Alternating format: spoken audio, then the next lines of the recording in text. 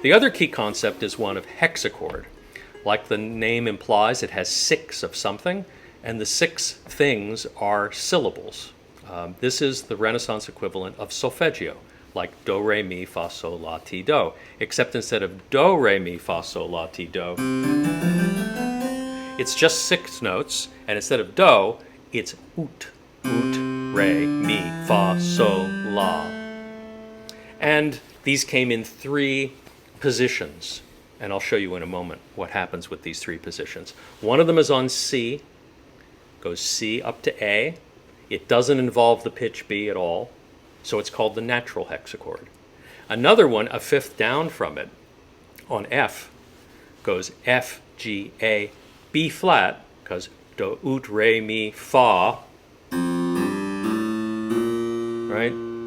Fa, mi, re, ut. B flat. So it's called the soft hexachord, because this B flat, is also called B mollum in Latin. And this is where, if you picked up a German score of Beethoven or Chopin today, you would see that this was a sonata in G minor, G moll. Very same language. And if you picked up a sonata in G major, it would say G dur, because this is the word hard that is the one to designate the natural B, which is called hard B, and this is how we get the name the hard hexachord on G, because you have to go ut, re, mi, bi, fa, sol, la.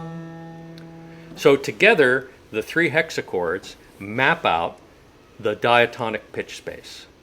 And each note is the note, let's see if we can go to the next slide. So here is each note takes its place in this diatonic pitch space. Here in this slide, this is also from Morley's textbook, The Plain and Easy Introduction to Practical Music, where he actually puts a lie to the duet that we just saw, because if you look at this pitch space, there is no C sharp. C sharp does not exist. What we see here is a representation from low to high of musical space. They didn't really think in keyboard terms. Maybe as an example, but what you have here is gamma, that's the low G, that's this note down here. Gamma, and gamma, the first note of gamma is gamma named ut, because it's the ut position of the G hexachord, and that's how we get the word gamut, right? The gamut is the musical pitch space.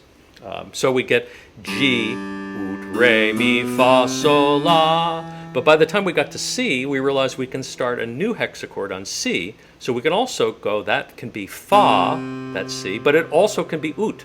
Ut, re, mi, fa, sol, la. And by the time we got up to so, over here, right over here to sol, we realized that from C up, when we got to fa, that could also be an ut, right here. Ut, re, mi, fa, sol, la. And so on. They keep overlapping. And so any particular pitch could be 1 or 2 or even 3 functions, depending on where you are. You can kind of think of this like quantum music. It's not an A, it's an A la, or an A mi, or an A re, depending on where you are. It's at the top of a hexachord, it's the midpoint of a hexachord, or it's near the bottom of a hexachord. And this is how they understood musical space. Now you might ask yourself, why did you go through such an elaborate system instead of just going up the octave, right? From do, re, mi, fa, sol, la, ti, do. Isn't that enough? Well, these pieces are not in major and minor keys. The modalities are quite a bit different from each other, and they're hard to parse just acoustically to put yourself in that space and suddenly invoke a mode and know what you're in. But the key thing is that each hexachord only contains one semitone, the one between mi and fa. No matter what, if it's a B natural, it's mi fa from B to C. If it's a B flat, it's mi fa from A to B flat. And so the beauty of it is if you know where the hexachord is, if you know where the half step is, you'll know what hexachord you're in, and you can proceed from there. It's kind of like a GPS for music, in the sense that it just knows the 2 turns in front of you, is all you have to know, right? You don't know the whole way through the piece. You only know the local terrain. And so they would move around these hexachords according to need. So here's part of the dialogue, and this plain and easy introduction actually unfolds as a dialogue between the magister, M.A., and the philomathis, that is the lover of knowledge, who's the guy who asked the question. He says, sing your 6 notes forward and backwards. So he sings, oot, re, mi, fa, sol, la, so, fa, mi, re, oot. He says, is this right? The guy says, very well. Okay, so then he writes down the 3 different hexachords. You can see there are 3 different clefs in the middle of the page. This is to show you, this is all the notes of the Gamut, is what he says. Yep, and here they are, and he spells out all the different positions of the hexachords. And then at the bottom of the page talks about the square B, B carré, and bemol. That is the square B and the soft B. This is the B natural and the B flat, and he explains where you might find each of these. Well, in practice, what happens? If you were singing plain song, and hexachords were used as a didactic device. Mode was a thing that theorists worried about. You didn't look at this piece and worry about what mode you're in, what key you're in. You simply looked at this piece and you said, where are the half steps? And the way you would deal with this piece, Andrew and I could kind of do it as a lesson here, is you would look at this piece and you would say, where are the half steps? You can see that there must be a half step between this B natural and the note above it. So G, re, mi, oot, right, would be that position. And if we go up from those notes, we can see that we have re, mi, oot, re, mi, sol, fa, mi, re, oot, re. Pretty good so far. But what do you do with the first note of the thing? Well, you have to suddenly prepend a hexachord not on G, but a hexachord on C, so that you get that D as its re. So it's really re, la, you see? Re, mi, fa, sol, la, re. And you would know these distances. If someone said the syllables to you, you could just sing them out. So, re, la. And then we have to shift hexachord. We imagine the la is a re. Re, la is re, mi, oot, re, mi, sol, fa, mi, re, oot, re. And now we reverse the process, right? We go re, la, re, mi, sol, fa, mi, re, sol, fa, mi, re. And then the rest of the phrase continues on, and you can stay in the very same C hexachord. Fa, mi, sol, la, re, mi, fa, mi, re, oot. Mi, so, mi, fa, mi, re. Is that reasonably clear, Andrew, what they would do? Any questions on that? Yeah, and I would just say it's a big shift in thinking for someone with my training, in that I feel like the solfege system that we learned really hammers home where the polar note is, the tonic. Yep. And you arrive on the very final note, and that feels like it has this pull toward it, that should be do or oot, but you're singing re. And so it's good to be reminded that we are not in functional harmony here. This is not even tonality, really, right? It's a pre-tonal. That's right. Yeah. The modes, you have to think of modes as ways of playing scales. They have like little characteristic phrases that go with them. Little recognizable turns is what makes these things. And you're right. At the end of this piece, you have do, ti, la is the only way to do it. Right? You think you're in a minor key. La, right? La, re, mi. It's the only way to do it. And you would kind of, you would work their way down. You would be thinking of this as do, ti, la, I guess, is the only way to think about it. But here, because they have this portable system of 6 notes, little kids did not have time to think about this, think about modality. All they wanted to know was, well, when is lunch, and can I go out and play? But meanwhile, they have to sing the service. And so as a practical matter, what you really needed to do was get them to sing the notes. They didn't need to think what key they were in. And so the next example here is another one. This one's in the Phrygian mode. Look at the end of the piece.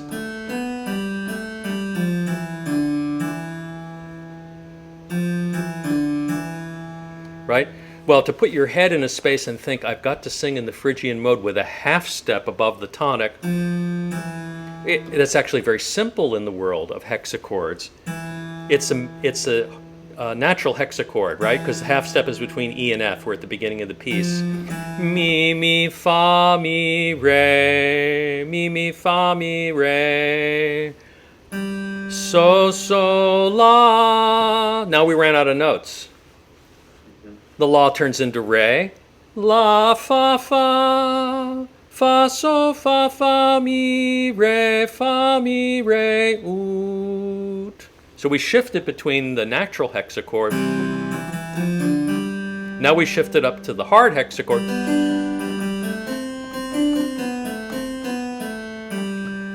And then oot, re, fa, mi, re, oot, re, mi, oot, oot. Uh-oh. Oot is so, mi, la, re. There's la, re again. Mi, la, re. Mi, so, la, so. And now, once more. Not la, but re, mi, oot. And then la, so, fa, mi, re, mi. So it's just two. Notice you never shift between the G hard hexachord and the F soft hexachord. That's a no-no. And it makes sense that it's a no-no because you would not want to sing B flat and B natural near each other. The whole point of having just B flat and B natural was they stayed out of each other's way and you only used them selectively. Notice too that B flat is always fa and B natural is always mi. And you don't want to sing those together in a linear sense because you sing mi contra fa, as little schoolboys learned, diabolus in musica. Right? It was a school rhyme. Mi contra fa is the devil in music. And interestingly, that's where we get that kind of turn of phrase when people talk about the tritone as the devil in music. Well, guess what? B to F. This is mi, and that's fa. So a vertical tritone is mi contra fa, and if you fix one of them by adjusting the B to a B flat, you get fa against fa, and everything is okay. Mm-hmm. Now, you could adjust, if you had a B natural, you could adjust the F to be F sharp. But guess what? There is no F sharp. Right. That's an imaginary F sharp. Yeah. And that is musica ficta. Right. Yeah, it's interesting to think of the tonus diabolicus and tonus, not the tritone, but the juxtaposition of mi, fa between the two hexachords. That's right. Or any two pitches in which one note is the upper of a half step and the other one is a lower of a half step. That's really what mi, fa means. Yeah. Right? Yeah. And after all that, and that is what the sign means. And by the way, in medieval sources, and to some extent in Renaissance sources, the sign that we recognize as B flat is used for, it means there's a fa here, is what that really means. There's a fa coming up. And the other symbol, which is sometimes just a square B, means there's a mi here. Now, they extend it. The little sidebar of the square becomes a long line. And that looks like our natural sign. Yeah. But in Renaissance sources, in fact, whether it's that squared off B with the extra rod down the side, a kind of lozenge with two bars, or the crosshatch, that's the same symbol as far as the Renaissance is concerned in the Middle Ages. It just means mi, is all it means. There is no difference between flat, there's a flat, but there's no difference between natural and sharp. Because they didn't think of it in terms of a quantum, of a fixed position on a keyboard. They just thought of it in terms of a relative position in half-stepness of wherever you happen to be. And what that was when you made an F sharp was you were saying there is a hypothetical hexachord on D. Right? Because do, re, mi, that didn't exist. And when you write an E flat, you're saying there's a hypothetical fa that goes with a hexachord on B flat. Yeah. So they're just like circle of fifths, they're spreading these out. And the notes they pick up are F sharp is needed, E flat is needed in addition to B flat, and then eventually you might get G sharp. You get C sharp after the F, and then maybe you can have a G sharp, but there's other problems that come with that because of tuning. Should we press on? Yeah, sure. Okay, confused yet, everybody? Thoroughly. Okay, good. So here's another one. Pretty easy. Re, fa, sol, la. I should sing it in time. Re, fa, sol, la, so, fa, mi, re. Easy. Fa, so, mi, re, ut. Easy. We're just in the natural hexachord. Fa, sol, la. Ah. Well, what do we do? Well, if you went fa, sol, la, and you did the la trade for re to go into the hard hexachord on G, la, fa, sol, la, mi. The outline, and then you go back down again, mi. Well, it's not Bartok, right? Right? This is the Middle Ages, so there's another rule in addition to the mi contra fa, which is, well, you could see the mi contra fa in a melodic outline, not just a vertical context. Melodic outline. There's another rule that says una nota sopra la, one note above la, semper est cadendum fa. So if you have a returning note passage where you just go beyond the hexachord by one note, you flatten it.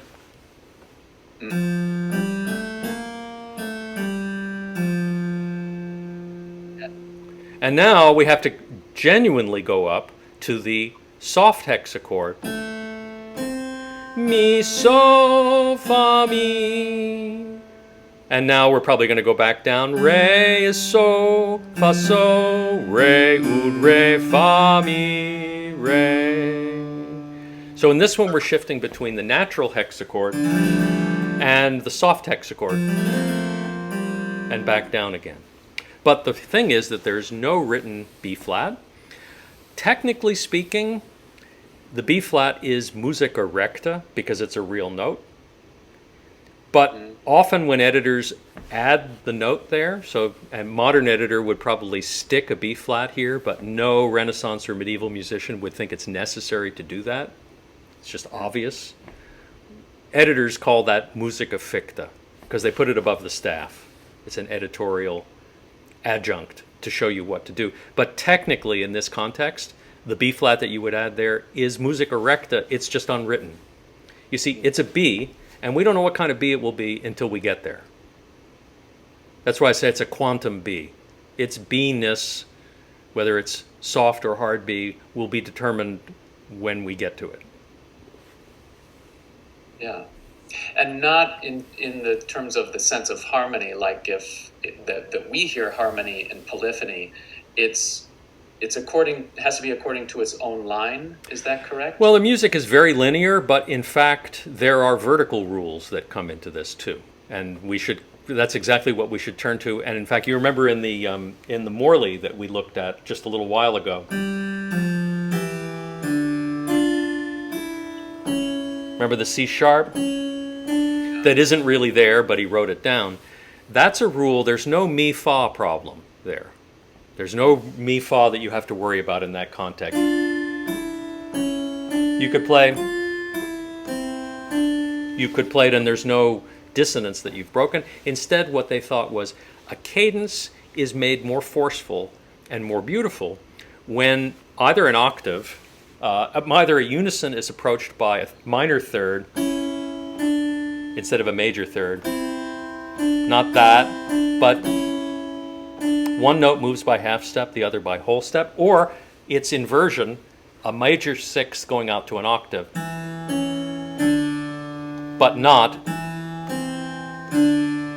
There both notes move by half step. Here one moves by half step. They thought that was more beautiful. There's no mi contra fa involved in that. This was just a matter of taste. And it went back to the Middle Ages. They just liked this, and they had kind of intellectual explanations, justifications for why you wanted the closest possible imperfect consonants, major sixth, minor third, to go to a perfect consonance, which was this moment of rest, a unison or an octave. And they sort of made rationalizations about what was a matter of taste, ultimately. But there are cases, there are cases where you must apply one of these unwritten notes in order to avoid a mi against fa, either in a horizontal line of the sort we just saw, or a vertical context. Right. Yeah. So the C sharp in the Morley that you were talking about, to me that sounds like a T. Yeah. Right. Is that what is eventually leads? Not to go off on a tangent, but is that what eventually brings us to the invention of the T? Well, you should have mentioned the T. The T was a formulation in the early 17th century by an Italian theorist named Giambattista Doni, who not only added the T, I suppose in recognition of what had already been a fact, an accomplished fact, right? And of course the musical style is changing. It is much more like harmonic tonality, much like major and minor keys. So T-Do made a lot more sense. But in addition to adding T, making the hexachord now a heptachord, he renamed Ut after himself, Do. So that's how we get Do, is actually he renames Ut. And this whole Ut, Re, Mi, Fa, Sol, La business actually comes from a mnemonic device in the Middle Ages, going back to Guido d'Arezzo in the years right around 1000, I suppose, where a well-known poem, a hymn to St. John the Baptist, which had been memorized by students, and has itself a series of lines, ut kveant laxus, resonare solis. Each of these lines has as its first syllable, ut, re, mi, fa, sol, la. So a bit like an acrostic, they took the first syllables of this well-known poem, put them to a series of musical phrases, and then use these to help little kids memorize where they were in space. It's do a deer. It's completely do a deer, right? Yeah. Right. It's just like do a deer, except it's oot, not a deer. Yeah. Right.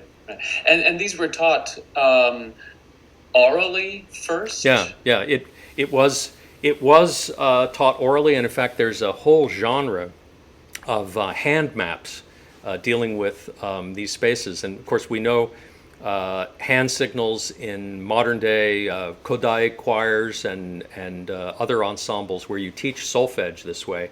But in the Middle Ages, the hand was a very typical frame as a map of all kinds of spaces. But they actually mapped out Ut all the way around the hand in kind of concentric circles, winding up with the law of that high E way out on the tip of the finger here, and they kind of go around all 22 steps using the joints of the finger to make this happen.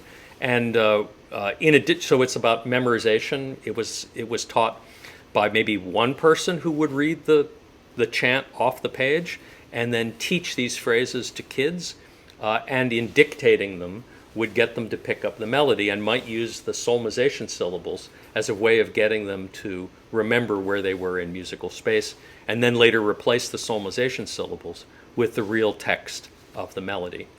Because remember, a lot of this is being taught in choir schools, in churches, where the two things you needed to run the service was some literacy in Latin and the liturgy, and literacy in music. Without those two things, it comes grinding to a halt. And so this was the bread and butter of how these folks were educated. And what happened in the Middle Ages and Renaissance, as people write polyphony, is that they start to, they accommodate those familiar practices of pedagogy into explanations of now their compositional space. Yeah. A couple more examples? Yeah. Okay. Please. So here, now we're working back in time. So we went back to the Middle Ages to talk about solmization and plainsong melodies. We heard the C sharp, fictive C sharp in the Morley. Now let's back through the 16th into the 15th century. So here from Arcadel, Il Bianco e Dolce Cigno, Madrigal. This is the very last passage in the piece. And you can see a number of cascading patterns here. Let me pull up my score so I don't have to read it quite as sideways as otherwise. We come up to this moment of a cadence right here. It's a little bit, that note and this note together should make, we should be going,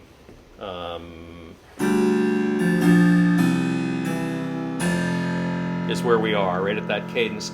And as we come into that cadence, we have a series of cascading melodies that come in the other voices. De mille morte, of 1,000 deaths. And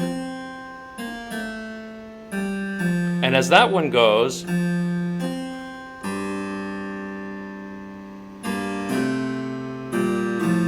and when that one gets there, we have, and then another one. And when that one comes in, and the top voice, we have,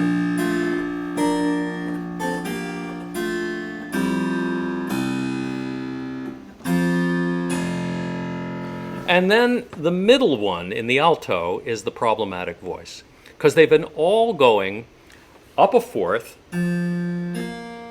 ut, fa, mi, re, and then this one in the middle, and that sounds okay because it's got a mi as the third note. But when it would otherwise apparently sing a mi, e right there, the note above it is already singing a B flat. The voice above it is singing a B flat. And the one at the bottom of the page is singing a B flat. So you cannot have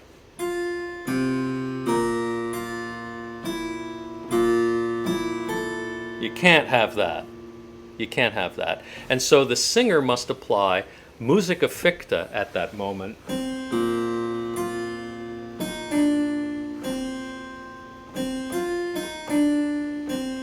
Distorting the tune, because everybody else has been singing half step up there. This guy in the alto part has to sing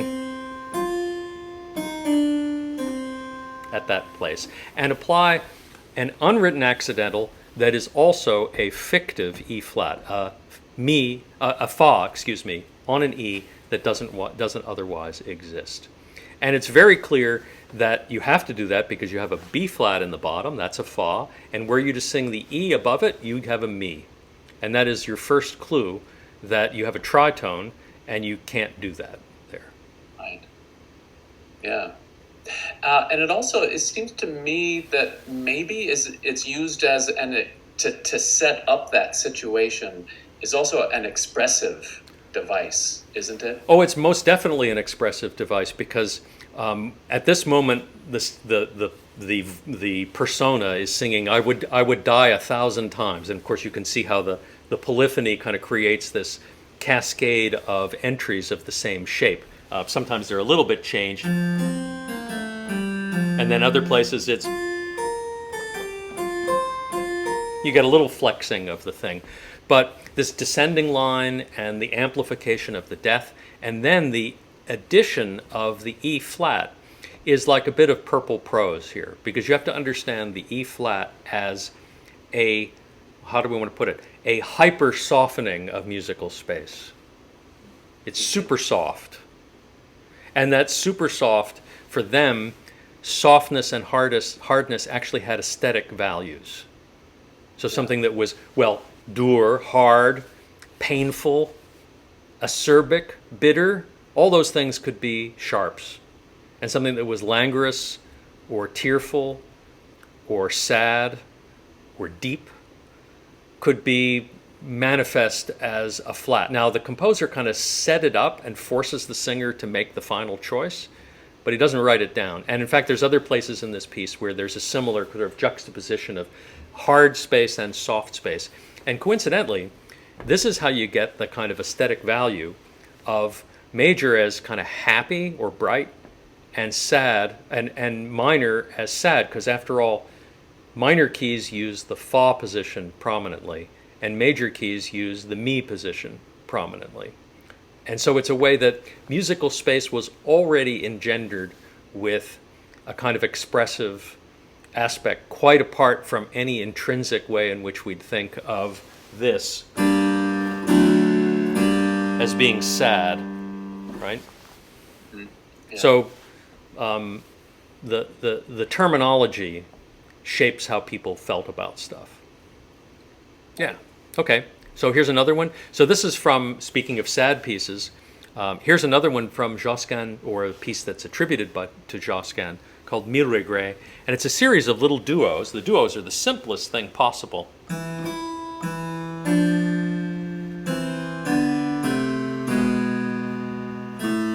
That's all they are, just parallel sixths. And you approach, there's no suspension formula, but you approach the octave by the closest possible imperfect consonants. And this editor doesn't put above the staff, but puts it on the staff. It's not in the original source.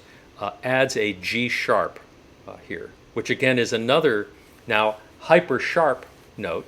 That it's a similar, seems to be a similar kind of affect to the piece, and most dolorous pain. But here it's the idea of a sharp pain, I suppose, is the way we'd understand it in that space. But this is also obligatory ficta. And it truly is ficta because the G sharp is a note that doesn't exist. What you're saying is there is a mi on G, and if you go back to Morley's chart, G can only be ut, or it can be re, or it can be sol. It can never be mi. Yeah. Richard, I have to ask, I'm assuming, but I want to ask that these are the actual notes written down, that this is not a transcribed, transposed. It's not transposed, no. It is not transposed, right. G sharp, it's not just... somebody wanted to put it into a higher key, so we're stuck with the G sharp. No, you're forced. Now, the editor and the composer did not write it down, but you were forced to make it in this case. And in fact, musicians, one of the ways we have some confirming evidence of what's in the theoretical treatises for this is lute intabulations.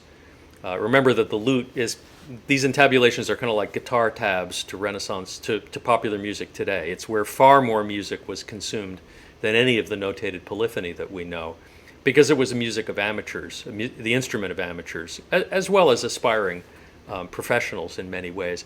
And those tablatures, which after all tell you where to put your fingers on the fretboard, do not leave these notes up to chance. They don't say, it's a G, go figure it out. They tell you it's a G on the 3rd fret or the G on the 4th fret. And so we can go back into arrangements or intabulations of these pieces, and the famous ones were all intabulated, and actually read what is clearly the sounding result, even when the vocal version of the piece doesn't include that information. Right. So it's confirming evidence. But yeah, G sharp. So these composers were forcing fictive notes, and this is a piece probably from the 15-teens or 1520s. Certainly it exists by 1530s, but if we're to believe it's by Josquin, it's from a bit earlier than that. So the G sharps are being used, and you can even find pieces in the 15th century that are forcing G sharps when you wouldn't think they exist. So, and this was kind of a strange, how do we want to put it, an article of faith for them, that they were willing to use things that had no theoretical justification. So theory and practice were getting out of kilter with each other, and the theorists kind of came along to explain practice after the fact. Musicians were always doing things they weren't supposed to. Yeah. So in this case, is it true that theory follows practice? I would say in this case it does. In the case of musical time, there's some evidence that it actually goes the other way around, that they couldn't sing the things. I suppose they could sing them, but you couldn't really use them compositionally until you could encode them in rhythmic, in some symbol that would represent them. And right. Where the heavy development goes on in the 13th and 14th and into the early 15th century is actually the history of notation and rhythm. I would argue that in many ways the history of European polyphony between about 1200 and 1450 is the history of rhythm. Right. Yeah, I probably have a colleague come out of a closet somewhere and tell me that is an outrageous statement to make, but... Well, we did discuss that in both chapters 1 and chapter 2. about this. How do you notate? How can you have more than one line of music going on unless you figure out how they're going to interact? You have to have the theory first in order to notate that. Yeah, it's like they're developing code. Those guys were like the Google of the 13th and 12th century, in the sense of they're kind of developing all this code to make things happen. Yeah. Okay. But in this example, the composer still knows that the singers have in their minds the hexachord system, and they're forcing a decision that the singer will have to make. But the singer will recognize that that decision is coming up, and will know what to do at that point. If they didn't know the first time through, they'll find out in a hurry. Yeah. Yeah, that's right. Yeah, it's an I know that you know that I know kind of game. And remember, in some of these contexts, when we go back to, let's say, the 15th century, these are relatively small circles in which the composer-performer function is not as distinct as we might think. And there are a lot of ways in which presumably they were there to understand this. And there was an economy about the page as well, that they didn't need to write this down. Remember that the paper and not the labor, but the paper was a very valuable resource, and that the notation was pretty sophisticated. Let's go to the next. So this is, at the top is the Dufay piece, Par le regard, that you're singing, that you have on the program. And at the bottom is from the manuscript, the Melon Chansonnier, which is preserved up in Yale in the Beinecke Library. There's a very fine facsimile. You can look at it online. This is just the top line, the first phrase of the cantus part is what we're looking at. And you can see Dufay's name at the top of the page. And you can just see the way the notation works. It's actually kind of multicolor. Those notes that are black are filled in for a reason. The ones that have no tails on them, they have a very particular rhythmic significance. And you can see, by the way, that these notes that are in black here are marked by the editor under this little bracket. And that bracket is the modern editor's indication that they go together as a figure and have a special filled-in notes. This filled-in note has a different meaning from that filled-in note. It's a way of actually indicating triplets is kind of what it is. But it's very complicated what's going on. You notice that we've got 4 quarter notes in the time of 3 quarter notes in this bar. And so that coloration, the filled in, tells you that that's what's going on. So it's very sophisticated, and they didn't write bar lines. They avoided extraneous shapes that would confuse the eye of the reader. And you can actually see in looking at that line that's in the manuscript that the melodic line is actually very clear in a way that it is not very clear in the modern edition. To just scan that, you can see the shape, but there's a lot of clutter because of the bar lines. And in fact, this modern editor, by putting measure lines in between the staves, has tried to avoid the need for tied notes and other, we'll call them barbarisms, that would have really confused the singer in seeing that material. But the modern editor has put a B flat in front of that very first B in the second bar. You notice that in the original manuscript, the B flat is just kind of sitting out here. That's a C clef. So there's the first B flat. That's pitch is A. Here's the flat, and it's just sitting out there by itself. It definitely does not mean A flat. It's just a B, and what it's saying is, there's a B flat coming up. There's a fa coming up, is what it means. That's all it means. It doesn't say how, it's not a key signature.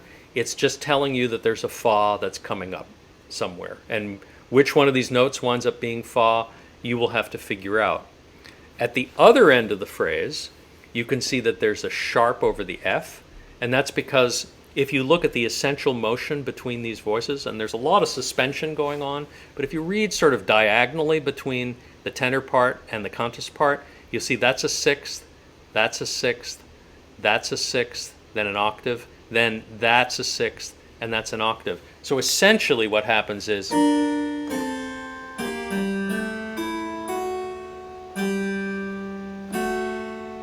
there's the cadence, and we go 6, 6, 6, 6, octave, but it's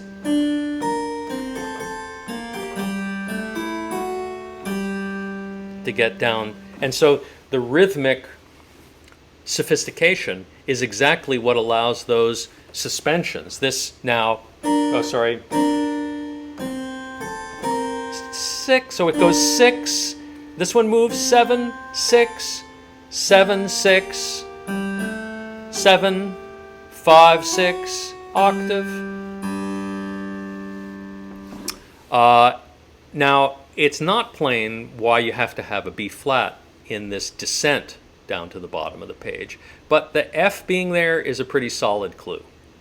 Because otherwise you'd say, well, if you can have a seventh, how come you can't have a tritone? And I would just say it's probably the B flat, because this B flat is definitely there because of that. And they would also have seen, you remember we saw that tune where we went, and we went back down again. This is clearly a case of one note above La has to be Fa.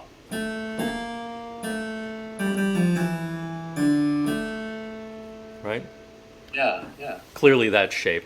And then with the F and the other part so nearby, this is just a confirmation of what would have been pretty obvious to them. Now, you could sing it different ways. I mean, you could sing it without the B flat and have a rather different effect. Where are we here? At the tenor part. Here.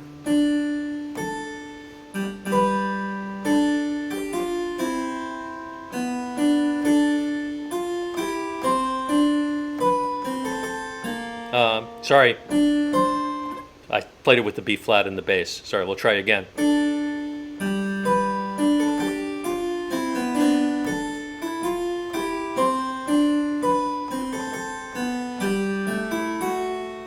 You could do it. It's a very different effect, kind of brightening effect. Yeah. So you could do that, but Dufay himself clearly put the B flat in there. Well, this scribe put it in there. Uh-huh. Not all the. I mean, there are multiple copies of these pieces. It's preserved in a manuscript tradition. Things got lost along the way. Little repetitions sometimes got lost. Patterns like this, indication of a flat sign, sometimes got lost in the sources, and someone didn't copy it down, or assumed that they knew what to do in that place. And so there are little variations from one source to the next, and you probably want to go and look at all the copies of Parler Regard to see what's going on here. They contain different amounts of the text. All kinds of things are different. This definitive edition by Heinrich Bessler, which is the complete works of Dufay, actually does put the signs in there. But even there, you can see up in the cantus part in his edition, this is an indication of the original clef, the original first note, and in this case, the original Fa that was up there. He puts it in parentheses, probably because some of the sources don't include this. And if you went to the critical report, you could see what the story is. And even he is sort of punctilious in adding the B flat over here to sort of tell you, well, that B flat is not a key signature. It was a kind of an indication of something that was flattened coming up. And they were pretty liberal about this. They could put it a few notes before. They could put it in the middle of the page. They would do all kinds of strange things to it, and you would have to figure it out. But as I said before, what probably happened is you would sing through it, and you would find out that there would be some problem pretty quickly, and then you would have to go back and figure out, I go up here, you do not. Mm-hmm. Because they're not looking at they're not looking at a score.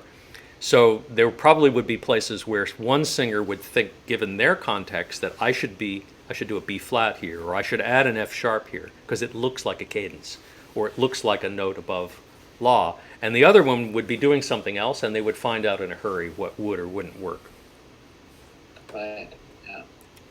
There's actually a genre of trick pieces in the Renaissance that set you up to make some choices of ficta, and if you make those choices of ficta, the piece will spin wildly out of control and wind up in like a key of D flat or something like that. Yeah. Oh, that's interesting. You know, when you get to, when I think of pieces spinning wildly out of control and into bizarre keys, I think of Gesualdo. Am I off? there? Well, he's writing it down at this point, and he's notating it like early 17th century, like the Morley case that we saw. He's willing to write down the G sharps and the C sharps and so on. The thing that's very interesting about Morley is that it's extremely chromatic music, but it's not always dissonant music. In other words, what he's willing to do is have these kind of very unnerving shifts from one color to another. Chords in which there is a G natural, and then right after it, one with a G sharp. And he lets different lines do these things in a way that are very unsettling as we move from one to the next. But it's not actually those two notes at the same time. So chromatic need not be dissonant. Right, yeah. Right? Yeah. We assume that it is, but it isn't. Now, he's capable of writing dissonances, as many other composers are, but we shouldn't assume that his chromaticism is kind of Schoenberg chromaticism. Right, right. Yeah, or, actually a lot of our listeners will hear you talking about that and wonder about the cross relation. And maybe we can get into that more in depth in our next chapter when we discuss Tudor polyphony. Yeah, it's a very common thing, a little bit like what we saw in the in the Arkadel piece, where you have different voices tracing the same shape, and individually they only make sense. So this is kind of an exception to what we've been talking about. They only work if, in fact, they involve different voices presenting B flats and B naturals right after each other. That is, sonically in time after each other, but within an individual voice working. And so this sort of tells you that the linear is more important than the vertical. Right. Yeah.